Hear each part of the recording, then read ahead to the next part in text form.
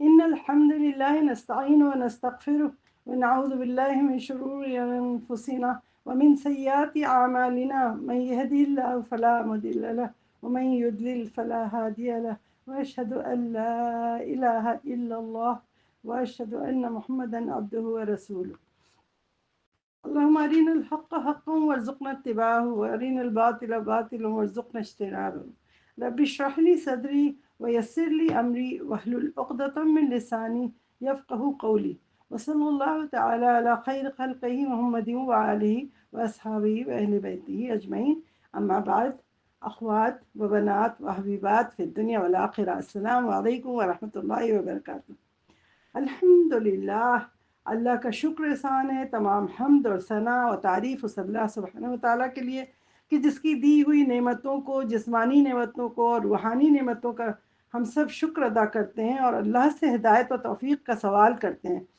کہ وہ ہم سب کو صراط مستقیم پر چلنا، استقامت کے ساتھ چلنا آسان فرما دے، آمین یا رب العالمین۔ ہم سب صرف زبان سے اقرار نہ کریں بلکہ دل سے صدقنا و آمنا کہیں اور تمام احکام پر خوش دلی سے عمل کریں اور دوسروں کو بھی سچے دین حنیف یعنی اسلام اس کا پیغام پہنچائیں، آمین یا رب العالمین۔ میری عزیز دینی بہنوں، ہماری، آپ کی اور تمام مخلوق کی اصل کیا ذمہ داری ہے؟ ہماری زندگی کی کیا حقیقت ہے؟ کبھی ہم نے غور کیا کہ کیا بس ماں باپ نے ہمیں اپنے ملاپ سے پیدا کر دیا، اس دنیا میں آئے اور پھر ایک دن ہم سب مریں گے اور مٹی میں مل جائیں گے؟ کیا یہی حقیقت ہے ہماری؟ کیا بس اور آگے اس کے کچھ بھی نہیں ہے؟ نہیں نہیں، ایسا بالکل نہیں ہے، ہرگز نہیں ہے۔ کیوں؟ کیونکہ دنیا ہم آئے ہیں تو کسی نہ کسی مقصد سے اللہ نے دنیا میں بھیجا ہے۔ ایسے تو ہم لوگ بھی کوئی کام بے مقصد نہیں کرتے، تو ہمارا رب اللہ سبحانہ و تعالی ہمیں کیوں ایسے ہی بیکار پیدا کرے گا اور آزاد اس دنیا میں چھوڑ دے گا بلا وجہ؟ کوئی بات نہیں ہے، نہیں، ایسا نہیں ہے۔ ہم اللہ کی مخلوق ہیں اور ہم ایک جب چھوٹے چھوٹے کام کو اپنے فائدے کے لیے، اپنے غرض کے لیے، اپنے کسی خاص مقصد کے لیے کر کے اس کی وجہ سے محنت کرتے ہیں، مشقت کرتے ہیں اس دنیا میں، تو پھر ہمارے رب نے ہمیں پیدا کیا تو اس کا بھی کوئی مقصد ہے۔ اللہ سبحانہ وتعالیٰ کا بھی تو کوئی بہت عظیم مقصد ہوگا، ہمارے جیسے چھوٹے موٹے نہیں مقصد ہوں گے۔ ان کو جاننا ہم سب پر فرض ہے، لازم ہے، کیونکہ ہم اپنے مالک، اپنے معبود اللہ کے غلام ہیں، ہم اللہ کے عبد ہیں، ہم اللہ کے نوکر ہیں۔ ہمارا باس ہمارا اللہ ہے، ہمارا مالک جو ہے اللہ ہے، جو وہ کہے گا وہ ہمیں کرنا ہے۔ اللہ تعالیٰ قرآن میں تمام عاقل اور غیر یہ عاقل مخلوق کے لیے اللہ تعالیٰ کہتا ہے کہ وَمَا خَلَقْتُ الْجِنَّ وَالْإِنسَ إِلَّا لِيَعْبُدُونَ، اور ہم نے نہیں پیدا کیا جنات و انسان کو سوائے اس کے کہ وہ میری عبادت کرے۔ تو اچھا مقصد یہ سمجھ آ گیا کہ اللہ نے ہمیں اپنی عبادت کے لیے پیدا کیا۔ اللہ کے پاس فرشتوں کی کوئی کمی نہیں ہے۔ بیت المعمور پہ جو 70,000 فرشتے جاتے ہیں، ایک دفعہ طواف کر کے نکلتے ہیں تو ان کو تو دوبارہ نوبت ہی نہیں آتی کہ وہ دوبارہ جائیں وہاں پہ اور پھر طواف کریں۔ اور ہم لوگ آج دنیا میں کتنی دفعہ طواف کرتے ہیں، کتنی دفعہ، تو ہماری تعداد فرشتوں سے کتنی کم ہوئی نا؟ تو اللہ تعالیٰ کی تعداد تو بہت زیادہ ہے۔ تو کیا اب جب اللہ نے ہمیں پیدا کر کے ہمارا مقصد بتا دیا کہ تمہارا مقصد ہے کہ تم میری عبادت کرو، تو کیا ہمارا جو دل چاہے گا ہم ویسی عبادت کریں گے؟ جس طرح ہمارا دل چاہے گا ہم عبادت کر لیں گے؟ کوئی اپنا ہندو کی طرح کر لے گا، کوئی ایتھسٹ کی طرح کر لے گا، کوئی یہود نصارہ کی طرح کر لے گا، کوئی سورج کو پوچھ لے گا، کوئی چاند کو، ستاروں کو، گائے کو، آگ کو، آئیڈل کو، مورتیوں کو، جس طرح جو ہم چاہیں گے کر لیں گے؟ ظاہر ہے کہ نہیں۔ اللہ تعالیٰ کی دی ہوئی عقل سے ہمارا دل و دماغ اس بات پر قائل ہی نہیں ہوگا کہ ہم بیٹھ کے گائے کو پوج لیں۔ وہ دل اور دماغ ہمارا دلیل مانگتا ہے، وہ کہتا ہے کہ دین فطرت پہ ہم سب پیدا ہوئے ہیں۔ ہر انسان تلاش کرتا ہے، وہ کہتا ہے کیا ہے، ہم کیوں بیٹھ کے گائے کو، مورتیوں کو جنہیں ہم نے خود اپنے ہاتھ سے بنایا، جو بول نہیں سکتی، سن نہیں سکتی، کچھ نہیں کر سکتی، بالکل ان کی کوئی پاور نہیں ہے، why should we worship them? ہمیں دماغ تو کہتا ہے نا، ہمارے دماغ کے اندر جو ایک ہم دین فطرت پہ پیدا ہوئے ہیں اور اپنی اوتھ، جو اوتھ الست تھی، الست بربکم قالوا بلا، کہ اللہ تعالیٰ نے پوچھا تھا جب ساری روحوں کو پیدا کیا کہ یہ بتاؤ کہ میں تمہارا رب نہیں ہوں؟ تو ہم نے کیا جواب دیا تھا؟ قالوا بلا، ہم نے کہا بے شک یا اللہ آپ ہی ہمارے رب ہیں۔ تو ہم نے ایکسیپٹ کیا تھا۔ تو ہمارے بیک آف دا مائنڈ کے اندر کیا ہے؟ ہمیں پتہ ہے کہ ہم اس اللہ کے غلام ہیں، اس اللہ کے بندے ہیں، ہم اس اللہ ہی ہمارا معبود ہے جس کو کوئی نہیں، نہ کسی نے جنا ہے نہ کچھ، اللہ تعالیٰ وہی پاورفل ہے، ہم اس کے نوکر ہیں۔ تو آج ہم اپنی تخلیق پر غور کریں گے، اس حقیقت کو سمجھنے کی کوشش کریں گے، کیونکہ ایسا تو نہیں کہ ہم یہ یہود کی طرح کہ بہت سارا علم رکھتے ہیں لیکن عمل نہیں کرتے، یا نصارہ کی طرح ایسا تو نہیں ہے کہ ہم عمل پہ عمل کیے چلے جا رہے ہیں اور اللہ کے ہاں وہ کوئی قبول ہی نہیں ہو رہا ہے۔ تو یہ دونوں کو ہمیں دیکھنا ہے کہ آیا کہ ہم اہدنا الصراط المستقیم جو بار بار کہتے ہیں نماز میں، 17 ٹائم فرض نمازوں میں روز کہتے ہیں، تو آیا کہ ہم اس کے اوپر چل رہے ہیں صراط مستقیم پر یا نہیں؟ تو اس چیز کو ہمیں غور کرنا ہوگا۔ ہر انسان کے جسم میں دو چیزیں ہوتی ہیں۔ انسان کا جسم کس چیز سے بنا ہے؟ دو چیز سے، ایک یہ دنیاوی جو باڈی پارٹس ہیں، ہمارے آرگنز ہیں، دل ہے، دماغ اور گردہ اور یہ باڈی ہر آرگن کو، یہ ہمارا ایک جسم ہے۔ دوسرا پارٹ کیا ہے؟ روح۔ وہ روح کے بغیر، روح اور جسم ایک دوسرے کے بغیر تو نہیں رہ سکتے۔ اگر روح نکل گئی تو انسان مر گیا، ختم ہو گیا، صحیح ہے؟ اور اگر جسم نہیں ہوگا تو روح کہاں جائے گی؟ تو وہ عقل یعنی جسم اور دماغ، یہ دو چیزیں جو ہے یہ مل کے پھر ہم لوگ بنے ہوئے ہیں۔ تو ہم یہ دونوں ایک دوسرے کے لیے لازم و ملزوم ہیں۔ ان کو زندہ رکھنے کے لیے دونوں کو غذا چاہیے۔ کوئی بھی چیز زندہ رکھنے کے لیے کیا ہوتا ہے؟ تو روح کی الگ غذا چاہیے اور جسم کی الگ غذا چاہیے۔ جسم کی غذا کے لیے تو ظاہر سی بات ہے ہم جاب کرتے ہیں، محنت کرتے ہیں، سب کرتے ہیں، رات و دن چار پیسے کمانے کے لیے، کھانا پینا سب خریدنے کے لیے ہم دنیا میں اپنی طاقت کو استعمال کر رہے ہیں، ہے نا؟ بغیر کھانا پیے کھائیں گے تو چند دنوں نہیں، مہینوں نہیں، اگر چھوڑ دیں گے تو کیا ہوگا؟ مر جائیں گے، ختم۔ اسی طرح ہمارا دوسرا جز جو ہے روح کا، اس کو بھی زندہ رہنے کے لیے غذا چاہیے، اس کے دل دماغ کو ورکنگ کنڈیشن میں رہنے کے لیے اس کو بھی غذا چاہیے۔ اگر اس نے غذا نہیں پائی تو وہ بھی مر جائے گا۔ اور اس کی روح کی غذا کیا ہے؟ القرآن۔ یہ قرآن اللہ نے وحی کے ذریعے محمد صلی اللہ علیہ وسلم کے پاس اپنا یہ علم اتارا، پورا ہماری زندگی گزارنے کا طریقہ، اٹھنے بیٹھنے کا، عبادت کا، ہر چیز کا طریقہ اس قرآن میں ہے۔ قرآن و حدیث کے بغیر تو ہم زندہ ہی نہیں رہ سکتے نا، ہماری روح ہی ختم ہو جائے گی، تو ہم مری ہوئی روح کے ساتھ زندہ رہیں گے، زندہ لاش کی طرح گھومیں گے۔ تو میری عزیز بہنوں، میری پیاری بچیوں، ذرا سوچئے تو، ذرا سوچئے کہ ہم کتنے لکی ہیں، کتنے خوش قسمت ہیں کہ اللہ تعالیٰ نے ہمیں مسلم گھرانوں میں پیدا کر دیا، ہمیں جسم بھی دے دیا اور روح، اور دونوں کی غذا دے دی، اور دونوں صحیح طرح سے علم ہمارے پاس آ گیا۔ سبحان اللہ۔ تو یہ روحانی غذا جو ہے اللہ سبحانہ وتعالیٰ نے آسمان سے نازل کی ہے ہمارے لیے، آخر نبی حضرت محمد صلی اللہ علیہ وسلم پر، اور اس روحانی غذا کو اگر ہم چھوڑ دیں گے تو ہماری روح مر جائے گی، ہماری زندگی بیکار ہو جائے گی۔ اس کو ذرا ہم دیکھتے ہیں سورہ شورى کی آیت نمبر 52 میں اللہ تعالیٰ اس کے لیے کیا فرماتے ہیں؟ وَكَذَلِكَ أَوْحَيْنَا إِلَيْكَ رُوحًا مِّنْ أَمْرِنَا مَا كُنتَ تَدْرِي مَا الْكِتَابُ وَلَا الْإِيمَانُ وَلَكِنْ جَعَلْنَاهُ نُورًا نَهْدِي بِهِ مَن نَّشَاءُ مِنْ عِبَادِنَا وَإِنَّكَ لَتَهْدِي إِلَى صِرَاطٍ مُّسْتَقِيمٍ۔ اور اسی طرح ہم نے آپ صلی اللہ علیہ وسلم کی طرف ایک روح کی وحی کی ہے، اپنے حکم سے، اپنے امر سے۔ آپ نہیں جانتے تھے، آپ تو نہیں جانتے تھے کہ یہ کتاب کیا ہے، اور نہ ہی یہ جانتے تھے کہ یہ ایمان کیا ہے، لیکن ہم نے اسے ایک ایسی روشنی بنا کر اس قرآن کو آپ کی طرف بھیجا کہ جس کے ساتھ ہم اپنے بندوں میں سے جسے چاہتے ہیں راہ دکھا دیتے ہیں، اور بلا شبہ آپ صلی اللہ علیہ وسلم یقیناً لوگوں کی رہنمائی کرتے ہیں، آپ سے انہیں سیدھے راستے کی طرف گائیڈ کرتے ہیں، آپ انہیں سیدھا راستہ صراط مستقیم دکھا رہے ہیں۔ تو یہ اللہ تعالیٰ نے ان کے دل کو سکون دینے کے لیے بتایا کہ آپ بالکل صحیح کام کر رہے ہیں، آپ کوئی کنفیوز ہونے کی ضرورت نہیں ہے۔ آپ امی تھے، آپ کچھ نہیں جانتے تھے، نہ قرآن، نہ حدیث، نہ ایمان، کچھ نہیں جانتے تھے، لیکن ہم نے اپنی رحمت سے آپ کے پاس یہ نازل کیا ہے تاکہ آپ لوگوں کو صراط مستقیم کی دعوت دیں۔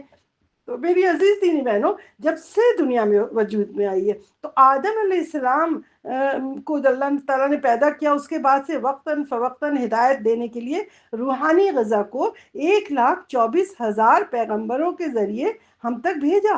ایک ایک کر کے آتے گئے، معجزات دکھاتے گئے، تاکہ معجزات دیکھ کے انسان سمجھے کہ واقعی یہ نبی ہیں اللہ کے، اور اللہ کے پیغام کو ہمارے پاس لائے ہیں، ورنہ وہ ہر ایک عام آدمی کی طرح ہو جاتے۔ لیکن ان پیغمبروں کے ذریعے ہدایت کا راستہ اللہ تعالیٰ نے دکھایا، تاکہ اس سیدھے راستے کو جو جو سمجھے گا اس پہ عمل کرے گا، اور اللہ کے کلام، اللہ کے اس کو سمجھے گا، کتابوں کو اور رسولوں کو، اور سمجھے گا کہ یہ سیدھا راستہ ہے، تو وہ نجات پائے گا، فلاح پائے گا۔ اور اگر جو اس کا انکار کر دے گا، وہ شرک کرے گا، بالکل دور ہٹ جائے گا اس سے، وہ پھر اپنا تباہ اور برباد ہو جائے گا۔ تو آخری نبی حضور صلی اللہ علیہ وسلم، حضرت محمد صلی اللہ علیہ وسلم کو اللہ تعالیٰ نے بھیجا، جو کہ سب سے بڑا معجزہ دنیا میں لے کر آئے، کلام اللہ کا۔ اور سب نبیوں کو تو صحف مل گیا، کتاب مل گئی، ڈائریکٹ اتر آئی ان کے ہاتھ میں، اور وہ لوگوں تک پہنچ گئی۔ لیکن ہمارے نبی جو تھے حضرت محمد صلی اللہ علیہ وسلم، وہ تو امی تھے، وہ تو پڑھنا بھی نہیں جانتے تھے، تو ان کے پاس اللہ تعالیٰ نے ڈائریکٹ جبرائیل علیہ السلام سے اپنا کلام اتارا۔ اسی لیے قرآن کو کہتے ہیں کلام اللہ، اللہ کا یہ کلام ہے، یہ کتاب نہیں ہے، اور صحف کی طرح اور کتابوں کی طرح یہ کتاب نہیں ہے، یہ اللہ کا کلام ہے، اس کی بہت زیادہ ویلیو ہے۔ تو اللہ تعالیٰ اس بات پہ، یہ جو کلام اللہ ہے، اس کو پڑھ پڑھ کے جو ہم ہدایت پہ آئیں گے، اس امت کے اوپر محمد صلی اللہ علیہ وسلم قیامت کے دن فخر کریں گے، وہ بہت خوش ہوں گے کہ ہماری امت کی تعداد سب سے زیادہ ہوگی۔ حضور صلی اللہ علیہ وسلم کو اللہ تعالیٰ نے کہا وَوَجَدَكَ ضَالًّا فَهَدَىٰ، یعنی تم کو ہم نے گمراہ پایا، یعنی تمہیں کنفیوز تھے، تم لاس تھے، گمراہ تھے، لیکن اس قرآن کے ذریعے ہم نے تمہیں ہدایت دی۔ اور اللہ تعالیٰ نے 23 سالوں کے اندر، یہ نہیں کہ اٹھا کے صحف کی طرح ایک کتاب اٹھا کے دے دی، نہیں، 23 سالوں میں وقتاً فوقتاً تھوڑی تھوڑی تھوڑی تھوڑی کر کے آیت اتاری، تھوڑی، تاکہ دلوں کو سکون ہو۔ ایک ساتھ کوئی گفٹ کسی کو ملتا ہے، اس کے بعد دوسرے لمحے تو پھر وہ بور ہوتا ہے نا اس سے، لیکن اگر آپ کو ایوری ڈے تھوڑا تھوڑا گفٹ ملے، تو آپ ایوری ڈے آپ کے لیے سرپرائز ہوتی ہے نا، آپ کو اچھا لگتا ہے۔ اسی طرح قرآن کو بھی اللہ تعالیٰ نے اپنے نبی پہ، رسول اللہ صلی اللہ علیہ وسلم پہ 23 سالوں کے اندر، 23 ایئرز میں سلو آیتیں کر کے اتاری۔ اس کو مجموعہ تو بعد میں ہوا ہے، کس طریقے سے اللہ تعالیٰ کے حکم سے، کس طریقے سے ساری آیتوں کو جمع کر کے یہ صحف کی شکل میں کیا ہے، وہ پورا اس کی ایک ہسٹری ہے، کیسے ابو بکر رضی اللہ عنہ، عمر فاروق سب نے کیا کہ کہیں قرآن اس طرح سے شہداء کے وجہ سے یہ نہ ہو کہ لوگ بھلا دیں، تو اس لیے جمع کیا۔ ادروائز یہ کلام اللہ تھا، جو کہ مختلف، کبھی پتیوں پہ، کبھی چھالوں پہ، کبھی اس پہ لیدر پہ، ہر جگہ پہ لکھا جاتا تھا۔ جب بھی نازل ہوتا تھا اس کو فوراً اس کی کتابت کر دی جاتی تھی، یہ نہیں کہ وہ بعد میں لکھی جا رہی ہے، اسی وقت کی جاتی تھی۔ اور جو اس کی ڈیٹیل بھی بتاتے تھے، تو حضور صلی اللہ علیہ وسلم نے وحی آنے کے بعد کہا کہ ڈیٹیل بھی لکھو، ڈیٹیل یعنی کہ اس کا ڈسکرپشن، اور وہ جس کو کہتے ہیں آپ حدیث، تو حدیث بھی اسی وقت سے، نبی صلی اللہ علیہ وسلم کے وقت سے ہی لکھی گئی ہے۔ جو لوگ کہتے ہیں قرآن کو ہم مانتے ہیں حدیث کو نہیں، یہ غلط ہے، دونوں چیزیں لکھی گئی ہیں، قرآن کا بیان قرآن کی دوسری آیتوں سے بھی ہے اور حدیث سے بھی ہے۔ تو اس کو اللہ تعالیٰ نے وقتاً فوقتاً کیوں اتارا؟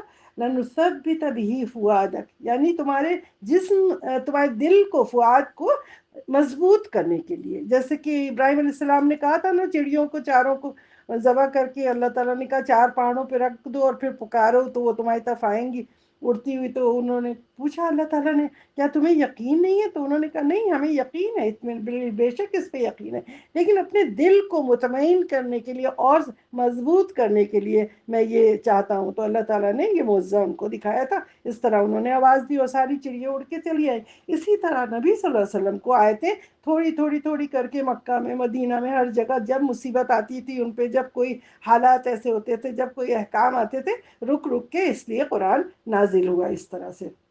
اسی طرح قرآن بھی میسج کے فارم میں ہمارے پاس آیا ہے، تو ہم چاہیں کہ ایک دن میں پورا قرآن پڑھ لیں اور پورا سمجھ لیں اور پورا ہم اس پہ عمل کر لیں، ناممکن ہے۔ ہمیں اس کی تلاوت بھی کرنی ہے، اس کو تھوڑا تھوڑا سا پڑھ کے دیکھنا ہے، سمجھنا ہے، چاہے ایک ہی آیت پڑھ لیں، ایک ہی لائن پڑھ لیں، لیکن ایوری ڈے تھوڑا تھوڑا سا اس سے پڑھیں، کنیکٹڈ رہیں. آپ کی روح کو غذا چاہیے. اگر غذا ملے گی تو ہمارا ایمان پکا ہو جائے گا، ورنہ ہمارا ایمان ختم ہو جائے گا. ہم کو اپنے ایمان کو اگر پکا کرنا ہے، رکھنا ہے، تو ہم کیا کریں؟ ہر دن اس قرآن کو کھولیں، ہر دن کھولیں اور دیکھیں. آپ ہر دن آپ کو ایک نیا، بالکل نئی طریقے سے لگتا ہے کہ قرآن آ گیا ہے.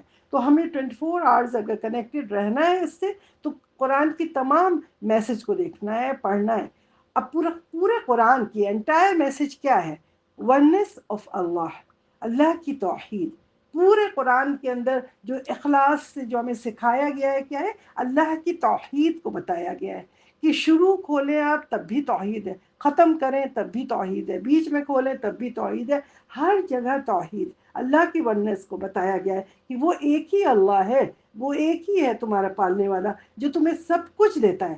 اگر ہم نے اس کو سمجھ لیا، ہم نے اپنی روح کی اس چیز کو، غذا کو سمجھ لیا، تو ہماری روح مردہ نہیں ہوگی، ہمارا جسم مردہ نہیں ہوگا، اور ہم بہت اطمینان اور سکون سے رہ سکیں گے اس دنیا میں. جیسا کہ قرآن کی آیت ہوتی ہے سورہ رعد کے اندر، 28 نمبر کی آیت ہے نا، کہ الذین آمنوا وتطمئن قلوبهم بذکر اللہ الا بذکر اللہ تطمئن القلوب.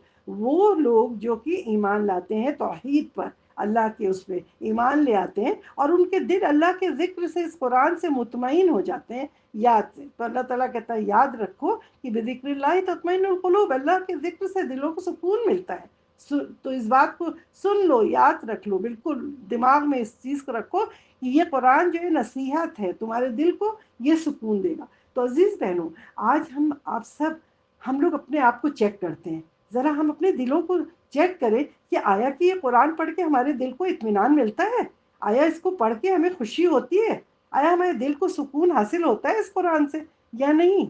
ایسا تو نہیں ہے کہ ہم مووی دیکھ کے سکون مل رہا ہے، بیک بائٹنگ کر کے مل رہا ہے، گوسپس کر کے، گیمز کھیل کے اس سے سکون حاصل کرتے ہیں. تو ہم لوگ سب اپنے کو خود چیک کریں گے. کوئی کسی کو پوائنٹ آؤٹ نہیں کر رہا ہے ایک دوسرے کو. ہمیں اصل اپنے آپ کو، اپنے ضمیر کو دیکھنا ہے کہ قرآن کی اصل میسج کو، اللہ کی وحدانیت کو، اس کو دیکھ کے آیا کہ ہمارے دل کو سکون ملتا ہے یا نہیں ملتا ہے، کس چیز میں سکون ملتا ہے، اس کو ہم چیک کریں گے خود بخود. ہر شخص کرے گا اپنے کو. تو سب سے پہلی میسج قرآن کے اندر کیا ہے؟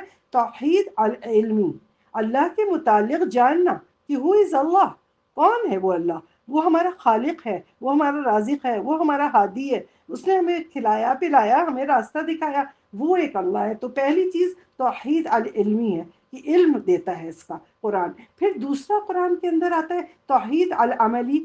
پھر اس کے اندر ایکشنز بتائے جاتے ہیں، اللہ کے کیا کمانڈز ہیں، کیا کرنا ہے ہمیں. نماز کرنا ہے، روزہ کرنا ہے، حج کرنا ہے، زکوٰۃ دینا ہے، صدقہ دینا ہے، خیرات کرنا ہے، قربانی کرنا ہے، کیا کیا کرنا ہے. تو توحید العملی یعنی اس ایک اللہ کا علم حاصل کرنا ہے، اس کی وحدانیت کا، وہ کب سے آیا، کب اللہ تعالیٰ کہاں ہے، کیسے ہے، اس نے جنا نہیں جنا، یہ ساری چیزیں علم حاصل کرنا. دوسرا عمل کرنا کہ ہم اس پہ عمل کرتے ہیں. اور تیسری چیزیں کیا آتی ہیں قرآن کے اندر کہ جو شرک کریں گے، جو اللہ کے توحید کو مانیں گے، ان کو کیا جزا ملے گی آخرت میں؟ جنت ملتی ہے، مومنین میں وہ آ جاتے ہیں. اور جو شرک کرتے ہیں، اس کا انکار کریں گے، تو ان کو جہنم ملے گی، ان کا حشر ہوگا کہ وہ انکار کرتے رہیں گے. تو یہ تھرڈ پارٹ جو قرآن کا ہے اس میں یہ آتا ہے. تو ہمارے تمام اعمال اسی وقت اللہ کے یہاں قبول ہوں گے جب ہم اللہ کی وحدانیت کو، اللہ کی توحید باللہ پر یقین رکھیں گے، اور قرآن کو پرائیورٹائز کریں گے اپنی ہر کام میں،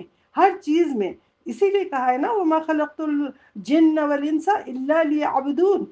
لیعبدون یعنی کہ لیعبدونی.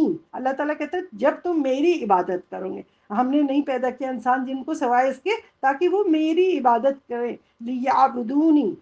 اس کے بعد ہم دیکھیں اپنے پرپز آف کریشن اس دنیا میں کیا ہے. اس دنیا میں فساد کیوں اتنے برپا ہے؟ کرپشن، اوریانی، جھوٹ اور دھوکہ، یہ سب نہیں کیوں ہو رہی ہے؟ کیا کیوں ہو رہا ہے؟ وجہ کیا ہے؟ وجہ اس کی یہ ہے کہ توحید کو، اپنی ڈیوٹی کو ہم نے سمجھا ہی نہیں. اصل ہم اپنی ڈیوٹی کو، اللہ کی توحید کو سمجھ لیں کہ وہ اللہ ہمیں گناہ کرنے پہ ہمیں عذاب دینے والا ہے، اور ثواب کریں گے، اچھا کام کریں گے تو وہ اللہ تعالیٰ ہمیں جنت میں جگہ دے گا. جب اس ڈیوٹی کو ہم نے اگر سمجھ لیا تو دنیا سے یہ ساری شرارتیں، یہ ساری جو بدماشیاں نا، یہ سب ختم ہو جائیں گی. حدیث کے اندر آتا ہے نا کہ ہر اچھائی کی جڑ جو ہے توحید ہے، اور ہر گناہ کی جڑ شرک ہے، اس کا اپوزٹ. یعنی جتنا آپ نیک کام کریں گے اس کی روٹ کاز کیا ہے؟ روٹ کاز کیا ہے کہ توحید کو آپ نے سمجھا ہے، اس لیے آپ نیک کام کر رہے ہیں. اور اگر آپ نے اس کو نہیں سمجھا ہے تو سمجھ لیں آپ اس کا اپوزٹ کام کر رہے ہیں، شرک و گناہ کر رہے ہیں، کیونککہ آپ کو فکر ہی نہیں ہے آگے آپ کو جانا ہے، کس کو جواب دینا ہے، کیا کرنا ہے، اس کی فکر ہی نہیں ہے. تو ہم دیکھتے ہیں سورہ نحل کی آیت میں، آیت نمبر 90 میں اللہ تعالیٰ کیا فرماتے ہیں اس کے متعلق. إن الله يأمر بالعدل والإحسان وإيتاء ذي القربى وينهى عن الفحشاء والمنكر والبغي يعظكم لعلكم تذكرون. ان اللہ، بے شک اللہ تعالیٰ عدل اور احسان کو اور مدد کرنے کے لیے ذی القربہ کو، اپنے عزیز و قارب کو، ان اللہ یامر بالعدل والاحسان، یا ہاں، تو جو اللہ تعالیٰ جو ہے عدل کو، احسان کو، مدد کرنے والے ذی القربہ کو، اس کو نہیں روکتا اللہ تعالیٰ، بلکہ وہ تو تمہیں بے شک اللہ تعالیٰ حکم دیتا ہے، عدل کرو، انصاف کرو، عزیز اقارب کو دو ان کو، اور بے حیائی سے روکو، برائی سے روکو، سرکشی سے منع کرو. اللہ تعالیٰ تو روکتا ہے تاکہ تم نصیحت حاصل کر لو. تو توحید کو جو سمجھ لے گا تو وہ نصیحت حاصل کر لے گا، ایکسیپٹ کر لے گا، تو پھر وہ اس دنیا میں انصاف کر سکتا ہے. ہر ایک کوئی انصاف نہیں کر سکے گا. جس کو اس کو کر لے گا، سمجھے گا، وہی انصاف کرے گا، وہی احسان کرے گا، وہی زیادتی نہیں کرے گا، وہی دنیا میں اچھائی اچھائی کرتا رہے گا. کیونکہ آدم علیہ السلام سے لے کے محمد صلی اللہ علیہ وآلہ وسلم تک ایک ہی میسج آئی ہے دنیا میں، توحید کی میسج. ایک ہی میسج، چاہے نوح علیہ السلام ہو، موسیٰ علیہ السلام ہو، عیسیٰ علیہ السلام، اسحاق، یعقوب، یوسف، ابراہیم علیہ السلام، ہود علیہ السلام، شعیب علیہ السلام، جتنے انبیاء اور پیغمبر آئے وہ سب کیا؟ صرف ایک توحید کو لے کر آئے دنیا میں، اور کوئی بھی میسج نہیں تھی. یہی ایک واحد میسج ہے جو ہمیشہ سے آئی ہے اور آخر نبی تک آتی گئی ہے. سورہ نحل کی آیت نمبر 36 میں دیکھیں اللہ تعالیٰ کیا فرماتے ہیں. وَلَقَدْ بَعَثْنَا فِي كُلِّ أُمَّةٍ رَسُولًا أَنِ اعْبُدُوا اللَّهَ وَاجْتَنِبُوا الطَّاغُوتَ فَمِنْهُمْ مَنْ هَدَى اللَّهُ وَمِنْهُمْ مَنْ حَقَّتْ عَلَيْهِ الضَّلَالَةُ فَسِيرُوا فِي الْأَرْضِ فَانظُرُوا كَيْفَ كَانَ عَاقِبَةُ الْمُكَذِّبِينَ. اس میں شروع میں کیا بتایا؟ وَلَقَدْ بَعَثْنَا فِي كُلِّ أُمَّةٍ، یعنی ہر امت میں ہم نے ایک رسول بھیجا ہے، اللہ کی عبادت کرو، اعبدوا اللہ واجتنبوا الطاغوت. مین چیز کیا ہے کہ اللہ کی عبادت کرو اور طاغوت سے، شیطان سے بچو. یعنی یہ اس کے اندر پہلا حکم کیا ہے کہ ہر نبی کو کیا کہا ہے؟ ایک سائڈ پہ ہو جاؤ، واجتنبوا الطاغوت، طاغوت کی پیروی نہیں کرو، اس سے بچو تم، اور صرف ایک اللہ کی، ان اعبدوا اللہ، یعنی ایک اللہ کی عبادت کرو. تو پورے تمام آپ دیکھیں ہر اس میں، سورہ ہود میں، سورہ اعراف میں، تمام ہر جگہ ما لکم من الہ غیرہ، اللہ تعالیٰ پوچھتے، سوال کرتے ہیں تمہارے پاس اور اللہ کے سوا کون ہے جو رزق تمہیں دیتا ہے، اور جو زندگی دیتا ہے، جو موت دیتا ہے، جو تمہیں ہر چیز سکھاتا ہے. تو یہ اگر ہم نے نہیں سمجھا تو پھر ہم مشرکین میں ہو جائیں گے. اس کو ہمیں اچھی طرح سمجھنا چاہیے کہ ہمارا رازق کون ہے، ہمیں کون صحت دیتا ہے، کون موت دیتا ہے، کون ہمارا سارا کام کرتا ہے. اس کو سمجھنا ہوگا اچھی طرح سے. کیونکہ یہ مشرکین، ان کے پاس کیا تھا؟ 360 بت ان کے پاس تھے جو خانہ کعبہ میں رکھے گئے تھے. ان کی پرستش کرتے تھے. وہ سمجھتے تھے ہر کام کے لیے ایک الگ الگ اللہ ہے، ایک الگ خدا ہے کہ جو ہمیں یہ دے سکتا ہے، جو ہمیں زندگی موت دے گا وہ ہمیں صحت نہیں دے سکتا، جو ہمارا یہ کام کرے گا وہ یہ نہیں کر سکتا. تو ان کے دماغ میں یہ ہوتا تھا کہ ہر چیز کا خدا الگ ہے، ایک نہیں ہے. وحدانیت کا جو ہے نا، توحید کا ہی علم نہیں تھا جن کو، وہی گمراہ ہوئے. تو ہر چیز کا وہ سمجھتے تھے اختیار الگ الگ خداؤں کے پاس ہے. تو اس چیز کی وجہ سے وہ جو ہے گمراہ ہو گئے تھے، پھر وہ ایک اللہ کے سوا سارا اختیار ایک اللہ کو نہیں دیتے تھے. یہی مین مقصد تھا ان کا. سورہ زخرف کی آیت نمبر 20. بل قالوا إنا وجدنا آباءنا على أمة وإنا على آثارهم مهتدون. بلکہ انہوں نے کہا کہ بے شک ہم نے اپنے باپ دادا کو ایک طریقے پر، ایک راستے پر پایا ہے، اور ہم بے شک ان کے نقش قدم پر ہی راہ پانے والے ہیں، ہدایت پانے والے ہیں۔ اگر ہم ماں باپ کے اس پہ چلیں گے تبھی ہمیں ہدایت ملے گی۔ تو میری عزیز بہنوں اور میری پیاری بچیوں، ذرا سوچئے ان کی کیا فلاسفی تھی، کیا تھی۔ وہ سمجھتے تھے کہ بس جو ہمارے باپ دادا کر چکے ہیں بس ہمیں وہی کرنا ہے۔ سیریسلی وہ سوچتے تھے اسی بات کو، کہ وہ سوچتے تھے کہ ہمیں ماں باپ نے جو عقیدہ سکھا دیا وہ بے شک صحیح تھا۔ وہ یہ نہیں سوچتے کہ بعد میں ہم کچھ سیکھیں گے تو وہ زیادہ صحیح ہوگا۔ اگر وہ ایتھسٹ ہیں، لادین ہیں، مشرک ہیں، تو وہ ان کے دماغ کا عقیدہ تو یہی ہوا نا کہ وہ مٹی میں مل جائیں گے، کوئی ہمارا حساب کتاب نہیں ہونے والا ہے۔ مرنے کے بعد ان کو اپنے باپ دادا سے کہاں ملنا ہے، ان کو تو نہیں ملنا ہے۔ انہوں نے تو یہ سمجھا، پھر وہ ان کی خوشی کے لیے کیوں باپ دادا کی دین کو مان رہے ہیں؟ وہ سوچے ذرا کہ تم کس کے دین کو مان رہے ہو؟ تم تو سمجھتے ہو باپ دادا مٹی میں مل چکے ہیں، تو پھر تم یہ کیوں کہتے ہو کہ ہم تو اپنے باپ دادا ہی پہ چلیں گے؟ باپ دادا سے تو تمہاری ملاقات ہونی نہیں ہے نا، ان کا تو عقیدہ ہی نہیں ہے کہ یہ مر کے ملیں گے۔ وہ تو ہم مسلمانوں کا عقیدہ ہے نا، وہ تو کہتے ہیں مٹی میں مل گئے۔ تو پھر سوچے ذرا بیوقوف کتنے ہیں کہ وہ کہتے ہیں ہمارے باپ دادا کو، ہم نے باپ دادا کو پایا تھا اس لیے ہم وہی کریں گے۔ آج ہم بھی وہی کرتے ہیں کہ جتنی بھی شرک و بدعت ہمارے گھروں میں جو رائج ہے وہ کس لیے کر رہے ہیں؟ کیونکہ ہمارے باپ دادا نے یہی سکھایا تھا، ایسے حلوہ بنا لو، ایسے کنڈے کر لو، ایسے قبروں پہ جاؤ ان سے دعا مانگ لو، یہ کر لو۔ انہوں نے سکھایا تو ہم انہیں خوش کرنے کے لیے کر رہے ہیں۔ وہ تو چلے گئے نا اپنے عقیدے کے ساتھ، اب ہمیں تو اپنی فکر کرنی ہے۔ ہمیں تو یہ دیکھنا ہے کہ ہم دنیا سے جب اٹھائے جائیں گے تو اپنے رب کے پاس جائیں گے۔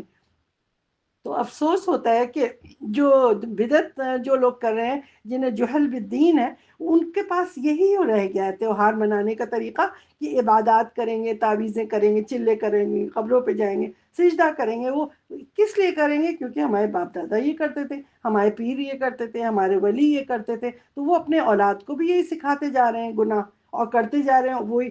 تو سمجھتے ہیں وہ کہ ہم جائیں گے بزنس کے لیے فلاں پیر سے مانگیں گے، اور فلاں داتا دربار میں جائیں گے تو وہاں وہ شادی کروا دیں گے، تو فلاں کے پاس جائیں گے تو وہ ہمیں شفا دے دیں گے بیماری سے، فلاں کے پیر کے پاس جائیں گے، ان کی قبروں پہ سجدہ کریں گے تو وہ ہمیں ایکسیڈنٹ سے اور بزنس کے لاس سے بچا لیں گے۔ یعنی مشرکین کی طرح ہم نے بھی اپنی مورتیاں بنا لی ہیں۔ یہ ان قبروں پہ اور مولانا اور پیروں کو، ان کو، زندہ باباؤں کو، فقیروں کو ہم نے اپنی پرستش کیا۔ کتنے افسوس کی بات ہے، اگر وہ کر رہے ہیں تو کر رہے ہیں، ہمارے پاس تو قرآن ہے نا، ہمیں تو قرآن وحدانیت کا بتا رہا ہے کہ وہ اللہ ایک ہے، جو دعا کرنا ہے، جو مانگنا ہے اللہ کے آگے تہجد میں کھڑے ہو جاؤ، ڈائریکٹ اللہ تمہاری تو، اللہ تعالیٰ ساتویں آسمان پہ آ کے پوچھتا ہے، یا عبادی ہے میرے بندے بتاؤ تمہیں کیا چاہیے، اور اللہ سے ہم ڈائریکٹ کنیکشن میں ہیں۔ تو ہمیں یہ داتا دربار اور اجمیر نگری میں جا جا کے کیوں مانگنے کی ضرورت پڑ گئی ہے؟ کیوں قبروں پہ جا جا کے ہم قبروں کو پکا کروا رہے ہیں، اس پہ چادریں چڑھا رہے ہیں، اس پہ سجدے کر رہے ہیں، اس پہ تمام جو حاجت روا اسی کو سمجھ رہے ہیں؟ ذرا سوچئے، ہمیں یہ ساری حرکتیں کرتے تو ہمارے پالنے والے اللہ کو کتنا غصہ آتا ہوگا۔ اللہ تعالیٰ کو ہماری یہ جو اتنی جاہلوں والی حرکتیں جو ہم دنیا میں یہ کر رہے ہیں، اس کو دیکھ کے کیا اللہ خوش ہوتا ہوگا کہ ہماری وحدانیت پہ ان سب کو ہم شریک کر کے ہم خود گمراہ ہو رہے ہیں اور اپنے بچوں کو بھی گمراہ کر رہے ہیں، اگلی جنریشن کو کر رہے ہیں؟ تو اگر یہ علماء حضرات نے ہر جمعے کے اندر اردو میں اگر خطبہ دیا ہوتا، اور عربی میں جا جا کے اونچے اونچے جھاڑ کے چلے نہیں جاتے، بلکہ وہ آرام سے مسلم امہ کو شرک و توحید کو سمجھا دیتے، تو کیا یہ امت ایسی گمراہ ہوتی؟ کیا وہ ایسا شرک کرتی؟ نہیں کرتی۔ آج اتنی اتنی بڑی بڑی جماعتیں ہیں، اتنے بڑے بڑے دروس ہوتے ہیں، اتنی بہتات ہے معاشرے میں، ہر طرف میڈیا کو دیکھ لیں، اس سے اس سے ہر طرف پھیلایا جا رہا ہے دین، سب کچھ۔ تو اصل توحید کا پیغام ہم کیوں نہیں اپنے کو بتاتے؟ خود اپنا محاسبہ کیوں نہیں کرتے؟ ہم اپنی غلطیوں سے کیوں غفلت برت رہے ہیں؟ ہم کیوں اتنا اگنور کر رہے ہیں توحید کو؟ ہمیں اللہ کو جواب نہیں دینا ہے؟ ہمیں اللہ کو روز حشر جواب نہیں دینا ہے کیا؟ ہمیں اس بات کو سوچنا ہوگا، سمجھنا ہوگا۔ اچھا، تو بات بہت دور تک نکل گئی، لیکن اب ہم یہ دیکھتے ہیں کہ محمد صلی اللہ علیہ وسلم کو اعلانیہ تبلیغ کا حکم جب ہو گیا، یہ وحی آ گئی مکہ مکرمہ میں، تو ان سے کہا گیا کہ اپنے خاندان والوں کو، ان کو دین حق بتاؤ، ان کو توحید کی دعوت دو۔ ہمارے نبی سے، محمد صلی اللہ علیہ وسلم سے جب کہا گیا کہ سورۃ شعراء کی آیت ہے، 214 اس کے اندر انذر عشیرتک الاقربین کہا کہ اپنے قریب والوں کو، اپنے عزیز اقارب کو آرڈر دو، ان کو بتاؤ، ان کو حکم بتاؤ اللہ کا. ابھی تو چھپ چھپ کے تم نے جو بھی قرآن سمجھا ہے اپنے اپنے گھر کے اندر، ابھی اعلانیہ تم نے باہر نہیں اعلان کیا سب کو، لیکن جب یہ آرڈر آ گیا کہ اب تمہیں اعلانیہ کرنا ہے تو اب سوچے کتنا بڑا جہاد اس وقت شروع ہوا. تو یہ حکم صرف رسول اللہ صلی اللہ علیہ وسلم کے لیے نہیں ہے. وَأَنذِرْ عَشِيرَتَكَ الْأَقْرَبِينَ یعنی ہم کو بھی چاہیے کہ اپنے قریب رشتہ دار والوں کو، اپنے دوست احباب کو، ہم کو بھی ان کو کیا کرنا ہے، بتانا ہے، ڈرانا ہے ان کو.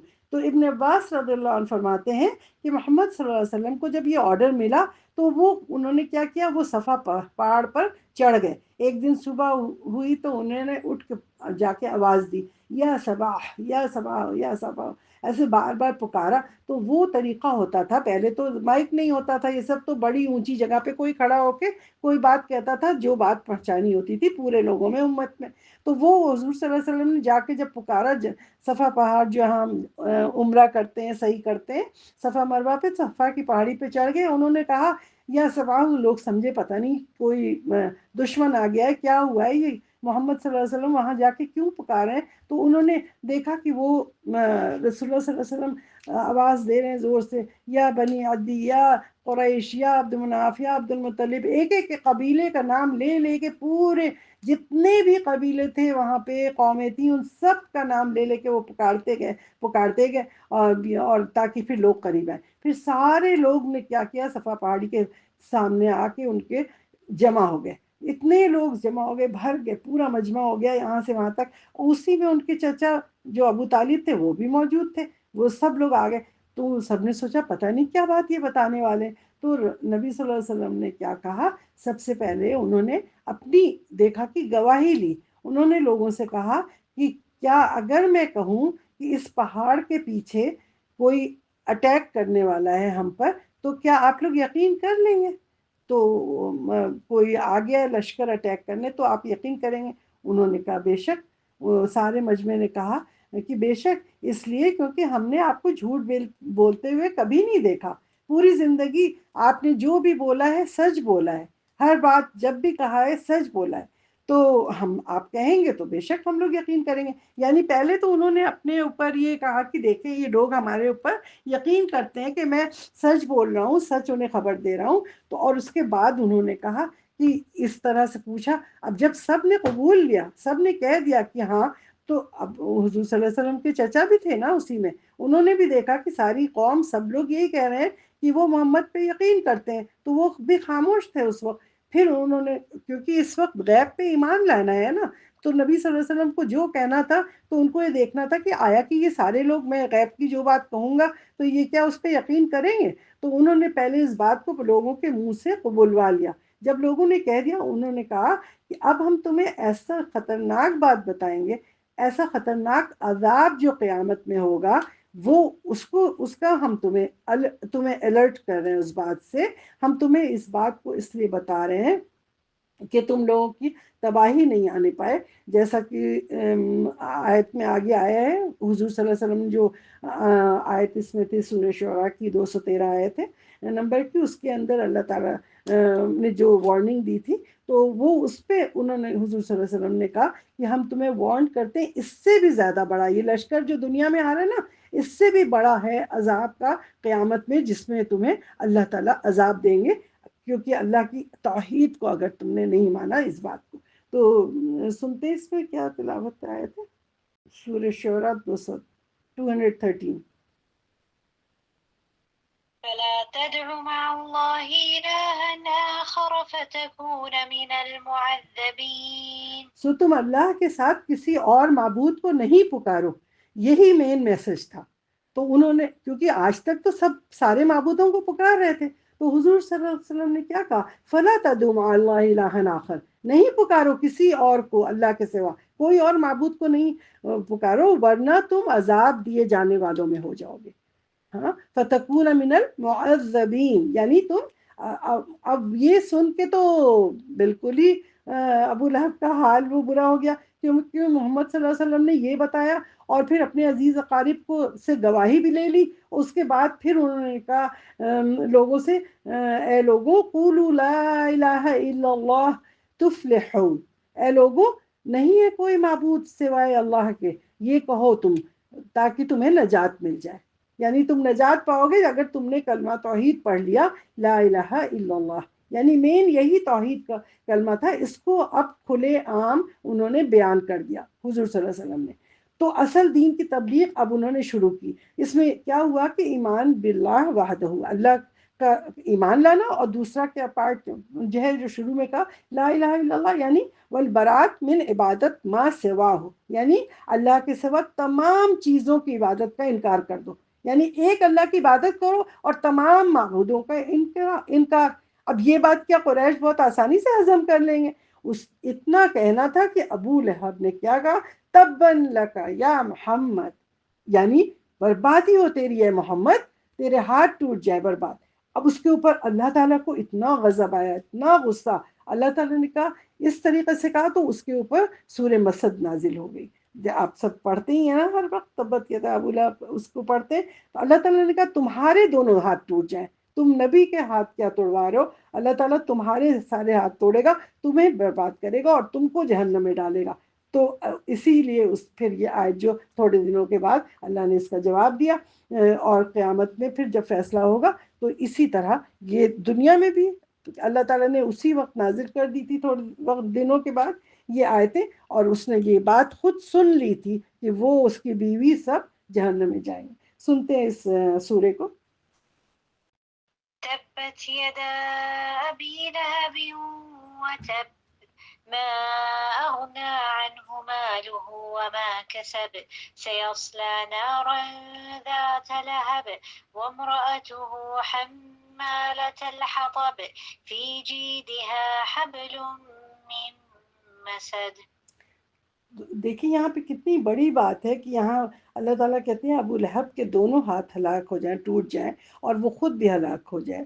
نہ اس کا مال کام آیا اور نہ ہی اس کا اسٹیٹس اور نہ ہی جو اس نے کمایا تھا، چاہے شہرت کمائی، چاہے دولت کمائی، چاہے خاندانی وقار کمایا، کچھ اس کے کام نہیں آیا. تو عنقریب وہ شعلے والی آگ جو ہے وہ اس میں داخل کر دیا جائے گا، اور اس کی بیوی بھی اس آگ میں اس کی ہیلپر ہوگی، کیونکہ دنیا میں وہ اس کو ہیلپ کرتی تھی محمد صلی اللہ علیہ وسلم پہ مصیبت ڈالنے کے لیے. اور جو اس کی بیوی کیا کرے گی، ایندھن اٹھائے گی، یعنی جہنم کا ایندھن اٹھا کے اپنے شوہر پہ ڈالے گی اور اس کو جلائے گی. تو آپ دیکھیں نہ خاندان کام آیا، ایمان صرف ایمان کام آتا ہے اور کچھ نہیں. دنیاوی وقار، دنیا کی دولت، دنیا کا خاندانی، یہ کچھ بھی نہیں کام آیا. اللہ تعالیٰ کی لعنت اس کے اوپر دنیا میں ہی ثابت ہو گئی. حالانکہ نبی صلی اللہ علیہ وسلم کے وہ چچا تھے، وہ توحید کے خلاف ہوئے تو اللہ کو کتنا بڑا غصہ آیا. تو کیا آج ہم لوگ دنیا میں اللہ کی توحید کے خلاف ہو کے طرح طرح کی باتیں کر کے ہم کامیاب ہو سکیں گے؟ کبھی نہیں ہو سکتے. تو اس بات کو ہم سب کو سمجھنا ہے کہ وہ سب ہمیں صرف توحید کو ہی ماننا ہے، قرآن کو پڑھنا ہے، توحید کو سمجھنا ہے. تو اب محمد صلی اللہ علیہ وسلم کو یہ آرڈر چونکہ آ گیا، تو اب یہ آرڈر اوپنلی، کبھی وہ مارکیٹ میں جا کے پبلک پلیسز پہ کہہ رہے ہیں، ہر جگہ اوپنلی دعوت دیتے ہیں. اور لوگ کیا کرتے ہیں، کوئی انہیں پتھر مارتا ہے، کوئی ان کے اوپر کچھ پھینکتا ہے، گندگی ڈالتا ہے. خانہ کعبہ میں نماز پڑھ رہے ہیں تو اونٹ کی اوجری لا کے گردن کے اوپر رکھ دی، تو بی بی فاطمہ رضی اللہ عنہ نے آ کے اٹھایا، پھر وہ سجدے سے اٹھ پائے. تو وہ مسلسل حضور صلی اللہ علیہ وسلم یا ایھا الناس قولوا لا الہ الا اللہ، یا ایھا الناس قولوا لا الہ الا اللہ، یہ کلمہ کہتے رہتے تھے، اور مارکیٹ میں اور ہر جگہ گھوم گھوم کے دعوت دیتے رہتے تھے. اور یہ 1-2 سال نہیں تھی، 13 سال حضور صلی اللہ علیہ وسلم نے توحید کی دعوت مکہ مکرمہ میں دیتے رہے. آپ سوچیں ہم لوگ 1-2 دن کر کے کوئی ہمارے اوپر ظلم کرے تو ہم اٹھ کے گھر بیٹھ جائیں گے، کہیں گے چھوڑو. آپ کسی کو جا کے درس دیتے ہیں، کچھ بتاتے ہیں، آپ کو چند بات کہہ دی، یہ عورت تو بڑا اپنا وہ دکھا رہی ہے، وہ ہم کیا کرتے ہیں، ہم دعوت ہی کو چھوڑ کے بیٹھ جاتے ہیں. ہم کہتے ہیں چھوڑو، کیا ضرورت پڑی ہے کہ ہم جا کے کریں، باتیں کیوں سنیں لوگوں کی. ہمارا تو اتنا بالکل برداشت نہیں کر سکتا. ہم کسی کو برداشت کر پاتے ہیں؟ یہاں 13 سال قرآن کی آیتیں نازل ہوتی رہیں، قل دیکھیں، چاروں قل کے اندر توحید کی دعوت ہے. سورہ اس میں بقرہ کی آیت دیکھیں آخری کی، جو آمن رسول ادھر سے، اس میں توحید ہے. ہر شک و شبہات کو دور کرنے کے لیے اللہ تعالیٰ کو اللہ لا الہ الا هو الحی القیوم، یہ آیت الکرسی کے اندر دیکھنے آتا ہے. پھر ہر آپ دیکھیں جگہ جگہ پہ قرآن کی توحید کی دعوت، جتنی جتنی آیتیں نازل ہوں وہ آ کے بتاتے تھے. حضور صلی اللہ علیہ وسلم پورے 13 سال لوگوں کو تبلیغ کرتے رہے، اور تاکہ امت کو ہم صراط مستقیم پر لے آئیں، امت جو ہے بچ جائے جہنم سے.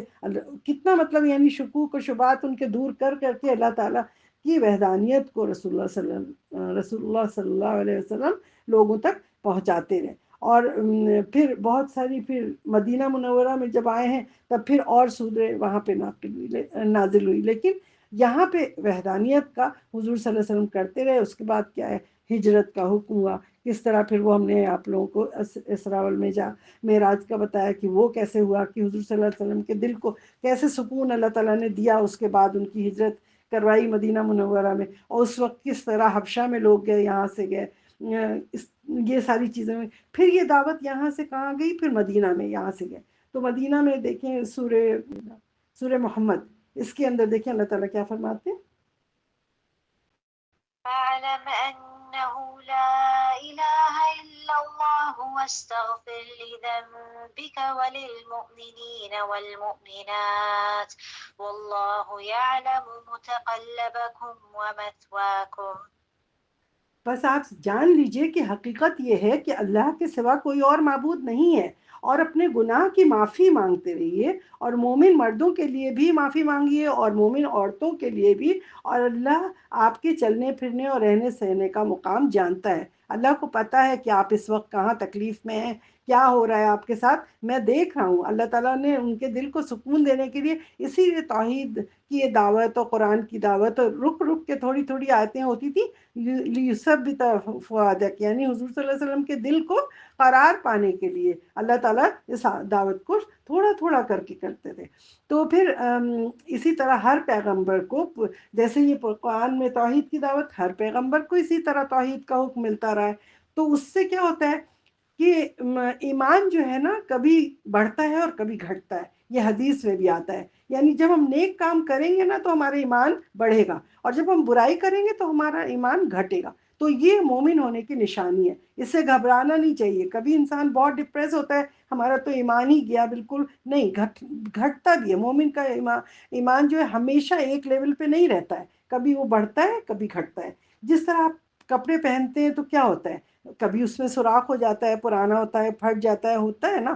تو ایمان کو بھی تو ہم نے پہنا ہوا ہے نا. ایمان جو ہے ہمیں اپنے ایک لبادے کی طرح ہمارے اوپر ہے، جو ہمارے دل کے ایمان کو بڑھاتا بھی ہے گھٹاتا بھی ہے. کبھی زیادتی ہوگی کبھی وہ ہوگی، لیکن فرق یہ ہے کہ کپڑے کے اندر سوراخ ہو تو نظر آتا ہے، لیکن اس ایمان کے اندر اگر سوراخ ہوگی، خرابی ہوگی، وہ کسی کو نہیں نظر نہیں آئے گا. اس لیے ہم سب کو ہر وقت اللہ سے دعا کرنی چاہیے، اللہم یجدد الایمان فی قلوبنا، یا اللہ ہمارے ایمان کو بار بار رینیو کر دیجئے. بار بار اس دعا کو کرتے رہنا چاہیے کہ اللہ یا مقلب القلوب ثبت قلبی علی دینک، یا مصرف القلوب صرف قلبی علی طاعتک. کہا ہے سجدے میں بہت زیادہ یہ دعا کرنی چاہیے نا، کہ اللہ تعالیٰ ہمیں ثابت قدم رکھے. اللہ تعالیٰ سے ہمیشہ یہ دعا، کیونکہ یہ ہمارے ایمان کو رینیو بھی کرتا ہے، اس میں طاقت بھی دیتا ہے. اللہ تعالیٰ سے ہمیشہ مانگتے رہیں، کیونکہ اس کے اوپر لبادہ چڑھتا رہتا ہے. آتا ہے نا سورہ انعام کی آیت نمبر 82 ہے، اس میں آتا ہے وَلَمْ يَلْبِسُوا إِيمَانَهُمْ بِظُلْمٍ. کہا ہے کہ اپنے ایمان کے اوپر ظلم نہیں کرو. ظلم نہیں کرو کا مطلب شرک میں نہیں ملاؤ، اپنے اس کے لبادہ، شرک کا لبادہ اس پہ نہیں، یعنی دوسروں کے ہم وہ کر رہے ہیں، عبادت کر رہے ہیں، دوسرے کو کر رہے ہیں، تو کیا ہوا، یہ سب سے بڑا ظلم ہے. ظلم جو کہتے ہیں یہ جو شرک ہے نا، شرک ظلم کبیر، سب سے بڑا ظلم کیا ہے کہ توحید کو نہ مانو اور شرک کو مانو. تو اس کا مطلب آپ نے اپنی توحید کو برباد ہی کر دیا، آپ نے اپنے ایمان کو بالکل ہی بیکار کر دیا. تو نیک کام کی ہم جتنی زیادتی کریں گے ہمارا ایمان بڑھے گا خود بخود، اور برائی سے ہمیں روکے گا. اور جتنا ہم برائی کریں گے، نظر بد کریں گے اور وہ، تو کیا ہوگا؟ ہمارا ایمان گھٹتا چلا جائے گا، جیسے گندا ہوتا چلا جائے گا۔ تو ایمان کو ہم اپنے لباس کی طرح پہنے ہوئے ہیں، لیکن وہ اس کا سراغ کسی کو نظر نہیں آتا، سوائے اللہ کو پتہ ہے۔ تقویٰ ہمارا جو بھی ہے نا، وہ صرف اللہ کو معلوم ہے۔ تو ہر وقت ڈرتے رہنا چاہیے کہ کہیں ایسا نہ ہو کہ ہمارا ایمان اللہ کو نہ قبول ہو اور ہم بدعت اور شرک کر کر کے دنیا میں اپنے ایمان کو ضائع کر دیں، ہماری ساری محنت ختم ہو جائے۔ تو ہمیں اپنی عبادت میں اخلاص لانا ہے، پابندی کرنا ہے، اللہ سے خوف اور طمع، جنت کے لیے لالچ کرنی ہے اور جہنم کے اس سے بچنا۔ اس جذبے کو اپنے اندر ہمیں پیدا کرنا ہے۔ اور یہ کیسے پیدا ہوگا؟ جب ہم قرآن کو اور حدیث کا اس کا علم سیکھیں گے، اور بہت علماء، اچھے علماء حضرات جو کہ صحیح صحیح ہمیں دین بتاتے ہیں، ان کی صحبت اختیار کریں گے، تب جا کے ہمیں توحید پتہ چلے گی اور شرک کا علم ہوگا۔ تب جا کے اللہ کی توفیق سے، اللہ کی رحمت سے صحیح علم حاصل کر کے ہم متقی بن پائیں گے۔ اور پھر یہی ایک حقیقت ہے، یہی ہمارے اعمال کو اچھا کرے گی، اسی کی وجہ سے ہم سب نجات پا پائیں گے۔ تو میری عزیز بہنوں، توحید کو سمجھنے کے لیے ہم اس کو سمرائز کرتے ہیں، ایک نٹ شیل میں ایک بات اس کو کرتے ہیں، آپ کو بتاتے ہیں کہ کیسے علماء حضرات نے توحید کو 3 کیٹیگریز میں رکھا ہے۔ پہلی توحید کیا ہے؟ توحید الربوبیت، یعنی رب۔ ہم اپنے اللہ کو واحد، ہماری جو وحدانیت کی وہ کیا ہے؟ الربوبیت، پالنے والا، خالق، رازق، مالک ہمارا ایک ہے، تو وہ ہے التوحید الربوبیت۔ اور دوسرا ہے توحید الالوہیت، یعنی الہ مانتے ہیں، جس کی ہم عبادت کرتے ہیں وہ ایک واحد اللہ ہے، اس کی وحدانیت پہ اس کا کوئی شریک نہیں ہے، کوئی پارٹنر نہیں ہے، چاہے قبروں میں ہو، چاہے ولی ہو، چاہے کوئی بھی ہو، کوئی بھی اس کا پارٹنر نہیں، کوئی مدد نہیں کرتا۔ تو توحید ربوبیت کو بھی سمجھے، توحید الوہیت کو سمجھے۔ اور تیسری توحید کیا ہے؟ اسماء والصفات، کہ اللہ کی جو اسماء ہیں، کوالٹیز ہیں، وہ جیسی اللہ نے بتا دی ہیں، جو 99 نیمز ہمیں پتہ ہے، اس کے علاوہ بھی بہت سے ہیں جو ہمیں نہیں پتہ ہے، اس کو ایز از جہاں جہاں بیان ہوا ہے ہم کو اسے ماننا ہے، سوال نہیں کرنا ہے یہ کیوں، کیسے، کیا، یہ نہیں کرنا ہے۔ اللہ کیسا ہے، وہ یہ ہر بات میں سوالات اس کے نہیں کرنے ہیں۔ اسماء و صفات جو ہم سنیں گے اس کو ہمیں دل سے یقین کرنا ہے۔ تو اللہ تعالیٰ نے ہمیں پیدا کیا ہے، اللہ تعالیٰ ہمارا مالک ہے۔ سورہ یونس کی آیت نمبر 3 میں دیکھیں اللہ تعالیٰ کیا فرماتے ہیں۔ إن ربكم الله الذي خلق السماوات والأرض في 6 أيام ثم استوى على العرش يدبر الأمر ما من شفيع إلا من بعد إذنه ذلكم الله ربكم فاعبدوه أفلا تذكرون۔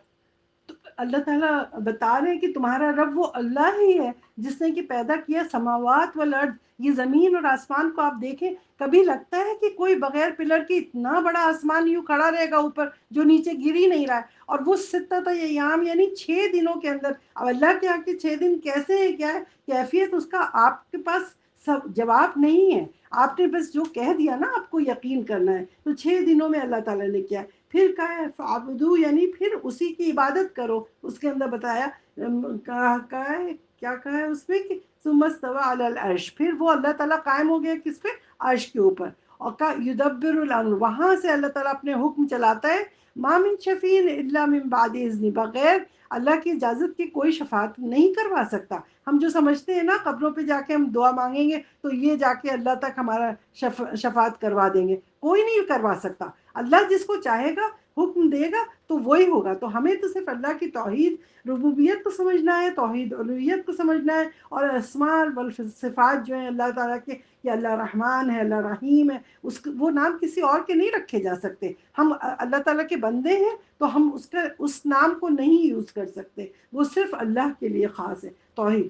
ذالکم اللہ ربکم، یہی اللہ ہے تمہارا، فعبدوہ، یعنی کہ بس تم اب اسی کی عبادت کرو۔ تو اللہ کی ربوبیت یہی ہے کہ اللہ کی طرف سے جو بھی چیز ہمیں مل رہی ہے، رزق ہے، اولاد ہے، صحت ہے، بارش ہے، نعمتیں جو بھی ہمارے پاس آ رہی ہیں، یہ کہاں سے؟ اوپر سے نیچے آ رہی ہیں، یعنی اللہ کی طرف سے ہم پہ نازل ہو رہی ہیں دنیا میں، تو وہ اللہ ہے جو ہمارا پالنے والا. تو جب ہم ربوبیت کو سوچیں تو دماغ میں یہ سمجھ لیں کہ اوپر سے جو چیز ہم پہ نازل ہو رہی ہے یہ تمام چیزیں کیا ہے، ربوبیت میں آ جاتی ہیں. اور جو الوہیت آتی ہے، جو ہمارے اعمال ہوتے ہیں، عبادات، وہ ہمارے نیچے سے اوپر جا رہے ہیں. جو ہم کر رہے ہیں یہ اللہ کی طرف اوپر اٹھ رہے ہیں. ہمارے نیک اعمال، نماز پڑھتے ہیں، زکوٰۃ دیتے ہیں، صدقہ کرتے ہیں، خیرات کرتے ہیں، اللہ کا ذکر کرتے ہیں، تو ہماری تمام عبادات نیچے سے اٹھ کے اللہ کے پاس جا رہی ہیں، وحدہ لا شریک لہ کے پاس. تو یہ جب بھی سمجھ لیں اسی طرح سے کہ اوپر سے آنے والی چیزیں ہیں وہ ربوبیت میں آئیں، اور جو نیچے سے عبادات ہماری جا رہی ہیں اوپر، یہ الوہیت میں آ گئی. تو یہ کافی مطلب ایک انٹرسٹنگ بات یہ ہے کہ توحید اور ربوبیت کو تو مکہ کے مشرکین بھی مانتے تھے.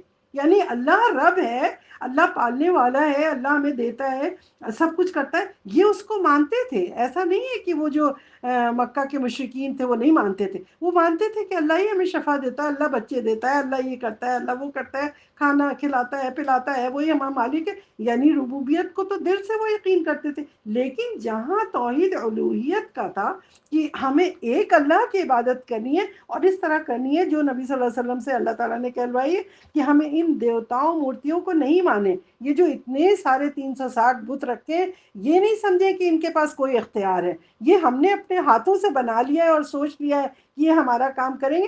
یہ اللہ کی جو وحدانیت کے اندر، الوہیت کے اندر وہ کر کے جب وہ پرستش کرتے تھے تو اللہ کے ساتھ ان کو شریک بنا لیتے تھے. ابھی بھی جب ہم اپنی دعاؤں کے لیے کہتے ہیں، ہمارے پاس تو اللہ تعالیٰ روز رات میں آتا ہے، آسمان کی دنیا پہ اترتا ہے، اور ہم تو اللہ کو اپنے پکارے تو اپنی ہر بات کہہ سکتے ہیں. پھر ہم کیوں جاتے ہیں قبروں پہ، ہم کیوں جاتے ہیں ادھر ولیوں کے پاس؟ آپ ہمیں کوئی وظیفہ بتا دیں، آپ ہمیں یہ کر لیں. ہم نے اٹھا کے قرآن کو گلے میں ٹانگ لیا، کبھی تعویذ بنا کے نہیں، کچھ بھی نہیں. ہمیں صرف اپنے اللہ کو پکارنا ہے. آپ اللہ کو رات میں پکاریں گے، ہمارا رب ہے، وہ پالنے والا ہے، وہی الہ ہے، ہمارے پاس ڈائریکٹ ہماری ساری باتیں اللہ تک پہنچ رہی ہیں. تو ہم ربوبیت کے ساتھ الوہیت کو سمجھ کے عبادت کریں. اگر ہم نے الوہیت کو نہیں سمجھا تو ہم اللہ کی عبادت صحیح نہیں کر سکتے. تو اللہ تعالیٰ ہمیں بتاتا ہے کہ ربوبیت کو بھی مانو اور الوہیت کو مانو. اور مکہ والوں کی مصیبت ہی یہی تھی کہ وہ الوہیت کو نہیں مانتے تھے. آج بھی ہم سب کو اپنے الہ کو دیکھنا ہے کہ ہم نے کس کو الہ بنا رکھا ہے، اس بات پہ بہت غور کرنا ہے. اب تیسری چیز جو ہے توحید کی قسم جو آتی ہے کہ اللہ تعالیٰ کی صفات اور اس کے ناموں میں اس کے ذکر سے کسی سے، یعنی دعا مانگنا ہے کسی شخص کو، کسی دوسری ہستی کو نہیں ماننا ہے. ہمیں دنیا میں اللہ وحدہ لا شریک لہ کو ماننا ہے، اور اس اللہ کی صفات سے ہم دعا کر سکتے ہیں. جیسے اللہ رحمان ہے کہ یا رحمان ارحمنی، یا غفار اغفر لی. اللہ کے اسماء حسنی سے ہم دعا مانگ سکتے ہیں، سوال کر سکتے ہیں، ہر چیز. تو لیکن ہمیں اس میں وہ نہیں کرنا ہے کہ ہم سوالات کریں کہ یہ کیسا ہے اللہ، کہاں ہے اللہ. کہہ دیا کہ عرش پہ ہے تو سمجھ لو کہ عرش پہ ہے. اللہ تعالیٰ کیسے قائم ہے ہمیں نہیں پتا، کیفیت نہیں پتا. تو اسی لیے کہتے ہیں کہ اللہ کے نام میں نہ ہی کوئی تمثیل ہے، کوئی مثال نہیں ہے اس کی، نہ ہی کوئی تحریف ہے کہ ہم اپنی طرف سے اسے تبدیلی کریں، بدل دیں، اور نہ ہی کوئی تکیف ہے کہ وہ کیسا ہے، وہ اللہ کیسا ہے. سوال کرنے کا یعنی ہمیں اجازت نہیں ہے کہ ہم اس میں تمثیل بیان کریں، تعریف کریں یا تکیف کریں. یہ تینوں چیزیں ہمیں بالکل بھی نہیں کرنی ہے. جو ہم نے سنا ہے، پڑھا ہے، اس پہ ہمیں ویسے ہی یقین کرنا ہے. اور یہ سمجھ لیں کہ اللہ کے ناموں کو پڑھنا اس کا ثواب ہے، بے شک. اس کو یاد کرنا بے شک اس کا ثواب ہے. اس کے واسطے سے دعا مانگنا بے شک بالکل صحیح ہے، اس میں کوئی غلطی نہیں ہے. تو اس لیے اس چیز کو سمجھ لیں، کیونکہ جو اس اللہ کے ناموں کو یاد کرتا ہے، اس کو احصا کر لیتا ہے، تو جنت اس کے لیے واجب ہو جاتی ہے. اسی لیے اللہ کے ناموں کا کسی کو نام نہیں رکھ سکتے آپ رحمان رکھ دیں، رحیم نہیں. آپ کو رکھنا ہوگا عبد الرحمن، عبد الرحیم، عبد الودود. جتنے بھی نام ہیں اس کے آگے عبد لگانا ہے کہ ہم اس کے بندے ہیں، اس کے غلام ہیں.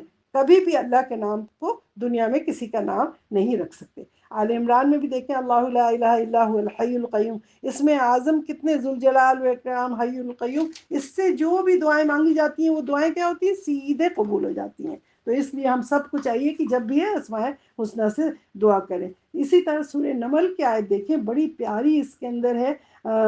اس کو انشاءاللہ تعالی آیت 60 سے لے کے 64 تک سنتے ہیں اور پھر ختم کرتے ہیں انشاءاللہ.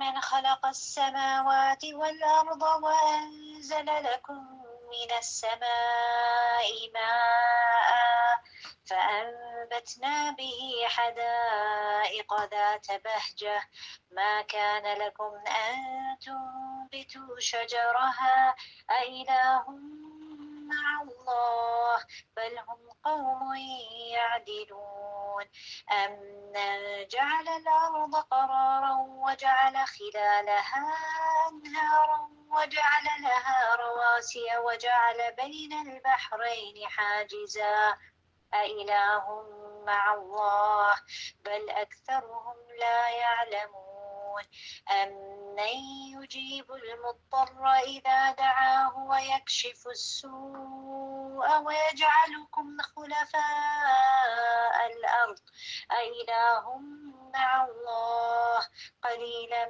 مَّا تَذَكَّرُونَ أَمَّن يَهْدِيكُمْ فِي ظُلُمَاتِ الْبَرِّ وَالْبَحْرِ وَمَن يُرْسِلُ الرِّيَاحَ بُشْرًا بَيْنَ يَدَيْ رَحْمَتِهِ أَإِلَٰهٌ مَّعَ اللَّهِ تَعَالَى اللَّهُ عَمَّا يُشْرِكُونَ أَمَّن يَبْدَأُ الْخَلْقَ ثُمَّ يُعِيدُهُ وَمَن يَرْزُقُكُم مِّنَ السَّمَاءِ وَالْأَرْضِ أَإِلَٰهٌ مَّعَ اللَّهِ قُلْ هَاتُوا بُرْهَانَكُمْ إِن كُنتُمْ صَادِقِينَ۔ سبحان اللہ، کتنی پیاری آیات ہیں اس میں۔ اللہ تعالیٰ کہتا ہے بھلا وہ کون ہے کہ جس نے آسمانوں اور زمین کو پیدا کیا، اور کس نے تمہارے لیے آسمان سے پانی برسایا، بس ہم نے ہی اگائے ہیں اس میں سے بارونق سرسبز باغات تمہارے لیے، اور تمہارے بس میں تو تھا ہی نہیں کہ تم ان سے درخت اگاتے، تو کیا اللہ کے سوا کوئی اور معبود ہے؟ ہرگز نہیں۔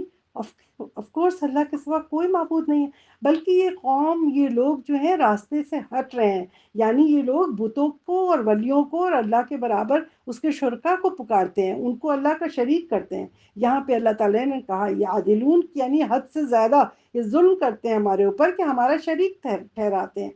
پھر اس کے بعد کہا ہے بھلا کس نے زمین کو قرارگاہ بنایا، رہنے کی جگہ کس نے بنائی، اور اس کے بیچ میں نہریں اگائی اللہ تعالیٰ نے، ندی اور نالے بہائے، اور اس کے لیے پہاڑ بنائے، اور جس کو کہ اس میں گاڑ دیے زمین کو کہ زمین ہلے نہیں اپنی جگہ سے، اور کس نے یہ دو دریاؤں میں سے آڑ بنا دیا، حد فاصل بیچ میں، یہ میٹھا پانی ایک طرف اور کھارا پانی دوسری طرف، یہ کون ہے؟ یہ برزخ جو اس میں سورہ فرقان میں بھی آتا ہے کہ میڈیٹرین سی اور اٹلانٹک سی کے اندر دیکھیں آپ، بیچ میں دو بالکل پارٹیشن ہوتے ہیں، invisible partition, nobody can see, ایک سائڈ پہ میٹھا پانی ایک سائڈ پہ وہ، تو یہ کون ہے؟ تو کیا اللہ کے سوا کوئی اور اللہ ہے؟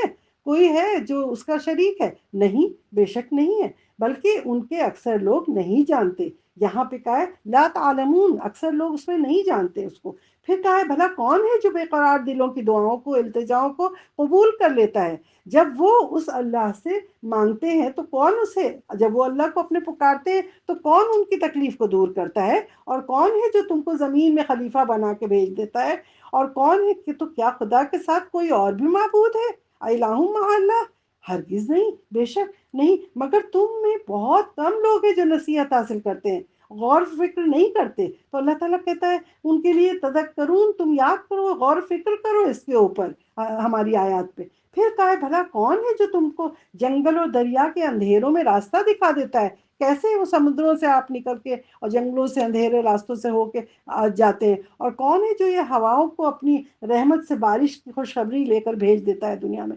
تو کیا اللہ کے ساتھ اس کے علاوہ بھی کوئی اللہ ہے؟ کوئی اور بھی ہے اس کا شریک؟ نہیں ہے، کوئی اور نہیں کر سکتا۔ تو پھر کون ہے جو تمہیں یہ سب کر رہا ہے؟ تو اس کا شریک کیوں بناتے ہو؟ اس اللہ سبحانہ وتعالیٰ کی ذات، اس کی شان اس سے بہت بلند ہے۔ تو اللہ تعالیٰ کہتا ہے تو شرک نہیں کرو، اس لیے ان کو کہا اما یشرکون، تم نہیں شرک کرو۔ اس کے بعد پھر اللہ تعالیٰ آخر میں کہتا ہے بھلا وہ کون ہے کہ جس نے تمام مخلوق کی پہلی دفعہ پیدا کیا ان کو، مخلوق کو، اور پھر دوبارہ مار کر دوبارہ پیدا کر دے گا اللہ تعالیٰ؟ وہ کون ہے اللہ جو تم کو آسمانوں سے رزق دیتا ہے؟ وہی تو اللہ ہے نا۔ تو کیا اللہ کے ساتھ تو کوئی اور بھی معبود ہے؟ نہیں، ہرگز نہیں۔ تو پھر کیا کہا ہے حضور صلی اللہ علیہ وسلم سے کہ قل، آپ کہہ دیجئے ان لوگوں سے، مشرکوں سے کہیے کہ اپنی دلیل تو لے آؤ۔ ذرا اپنی دلیل تو پیش کرو، اگر تم کہتے ہو تم سچے ہو، ان کنتم صادقین، اگر تم سچے ہو تو لاؤ اپنی دلیل تو پیش کرو۔ آج تک کوئی دلیل پیش کر سکا؟ نبی صلی اللہ علیہ وسلم کو گئے ہوئے کتنے سال ہو چکے ہیں، آج تک کوئی دنیا میں آیا دلیل پیش کر سکا ان تمام باتوں کی؟ نہیں۔ تو سبحان اللہ، اللہ تعالیٰ نے توحید کا کتنا پیارا نقشہ یہاں پہ کھینچا ہے۔ اللہ تعالیٰ ان آیات کو ہمیں سمجھنے اور اس پہ عمل کرنے اور اس کو یقین کرنے اور ایمان کو پکا کرنے کی توفیق عطا فرمائے۔ الحمدللہ الذی بنعمتہ تتم الصالحات۔ جزاکم اللہ خیرا۔ اقول قولی ھذا استغفر اللہ لی ولجمیع المسلمین والمسلمات والمؤمنین والمؤمنات۔ سبحانک اللہم وبحمدک ونشہد ان لا الہ الا انت ونستغفرک ونتوب الیک۔ آج تمام خیر کی باتیں اللہ سبحانہ وتعالیٰ کی طرف سے اور شر میرے اپنے نفس اور شیطان مردود کی طرف سے تھا۔ وآخر دعوانا ان الحمد للہ رب العالمین، والصلاة والسلام علی نبی محمد صلی اللہ علیہ وسلم وآلہ وصحبہ وآلہ بیتہ اجمعین۔ والسلام علیکم ورحمۃ اللہ وبرکاتہ۔